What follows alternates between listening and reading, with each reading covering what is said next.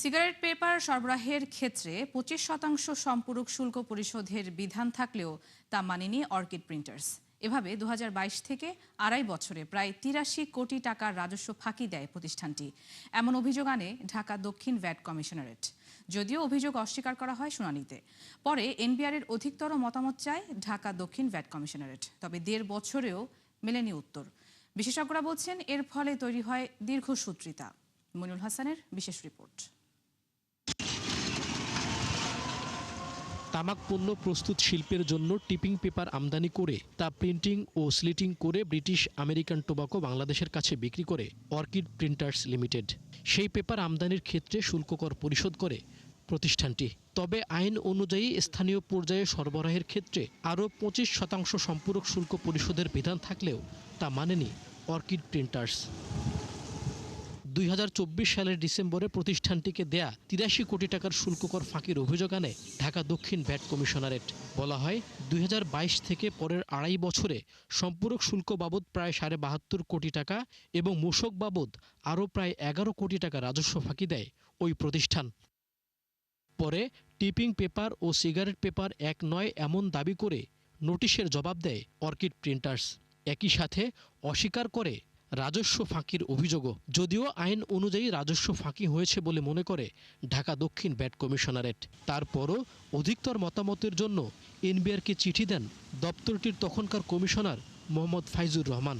তবে প্রায় 1.5 বছরেও মেলেনি উত্তর, ফলে আটকে আছে মামলার কার্যক্রম।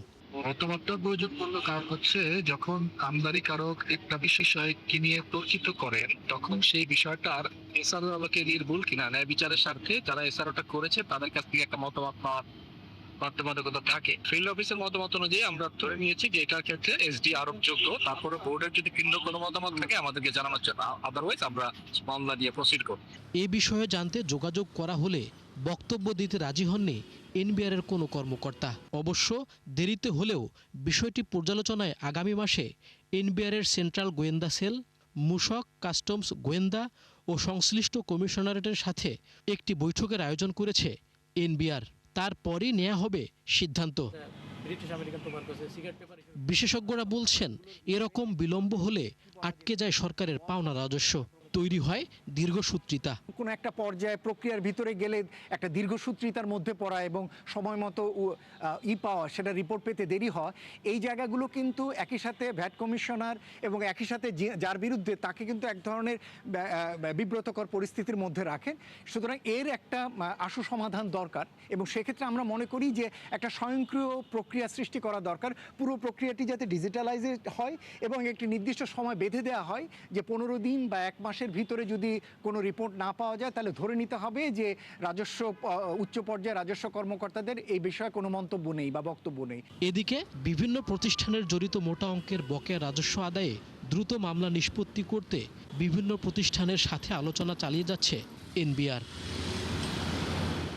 মইনুল হাসান, 71, ঢাকা।